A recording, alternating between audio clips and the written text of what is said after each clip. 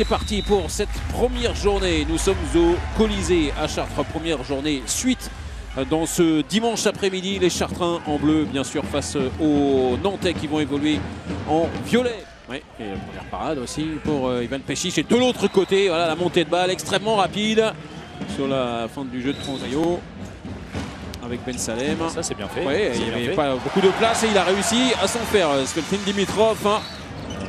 Du Shida qu'on connaît, l'ancien Dunkerquois, le pivot japonais, Ego Youn, bien servi, buteur, des athlètes qui peuvent être fragiles, qui ont souvent des blessures. Vanja Ilić, cette fois avec plus d'angle, ça passe pour le capitaine chartrain. Sur la base arrière qui travaille avec Boubou Babdi, la petite passe elle n'est pas évidente, mais alors il a réussi à agrandir son angle de tir. Tout est auréolé de cette médaille de bronze et évidemment ça donne confiance, ça passe, c'est bien, oui. C'est propre ce tir de quinte. Alors pour savoir s'il y a un appui zone ou pas, pas de vidéo. Voilà, par exemple.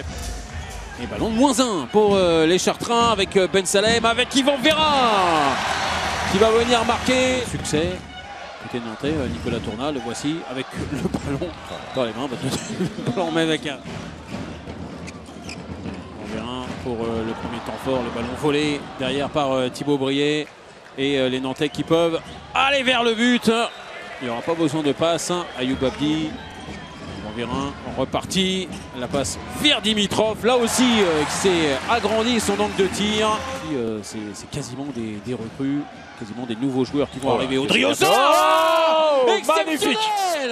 De bout en bout, complètement déséquilibre. Attentif aussi. Enigman de loin, c'est bien tiré de la part de l'ancien Raphaëlois. Mathis Bonnefond avec Ayoub Abdi. Oh, la prise de balle exceptionnelle. Yvan Vera avec Carvalho. Le passage en force sifflé. Et on en restera là dans ces derniers instants. C'était la dernière action pour les Chartrains dans cette première période. Première période dominée par le H. 5 buts d'avance pour les Nantais qui reviennent au vestiaire avec donc cet avantage de 5 buts. 18 à 13. Les absents, justement, on l'a vu. Quentin Minel. C'est parti pour la seconde période. 18-13 en faveur du H après une première période bien maîtrisée. Ayoub Abdi avec Thibaut Brié. Le petit échange entre les deux. Et magnifique. Reparti avec Thibaut Brié. Qu'on a très peu vu dans le rôle de... De toute façon, c'est vraiment l'une de ses immenses qualités. Il y en a beaucoup, mais celle-là en fait partie. Groupe incroyable. Ah oui, le groupe magnifique. Splendide là aussi. Mais des joueurs allemands qui sortent du championnat d'Allemagne, c'est extrêmement rare. Alors, on le considère moins que le championnat français et allemand, mais le championnat danois est d'une très bonne facture. Évidemment. Avec Gaël Trébillon, sans problème, sur la contre-attaque. Qui est contré, le bras des arbitres qui reste levé, la passe dans le dos, c'était la dernière passe. Ils sont allés juste pour le temps fort de la Bretagne. Chassé, bien joué, l'échange entre les deux garçons. Ouais. Pour Moreno, le lien entre la base arrière et le pivot. Par contre, Ben Salem, lui, il est bien dans son match. Être utilisé, Enigman, ça c'est bien joué, ça a très bien joué, Moreno, et ça marque. Et ça permet aux Chartrains.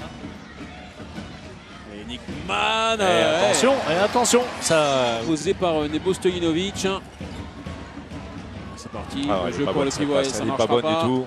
Et derrière, Léopold avec Thibaut Brié, mais on ne s'est pas du tout compris. Attention, et il y a le ballon pour Gaël pas vigilant. Mais oh, la parade derrière. Peut-être pas changer totalement le sens de la partie. Allez, un kung fu pour terminer. On en restera là avec cette victoire des Nantais. Ils avaient 5 buts d'avance à la pause. Ils ont gardé cette avance à l'issue de la rencontre, à l'issue des 60 minutes. Première victoire pour le H dans ce championnat 2024-2025, 34-29.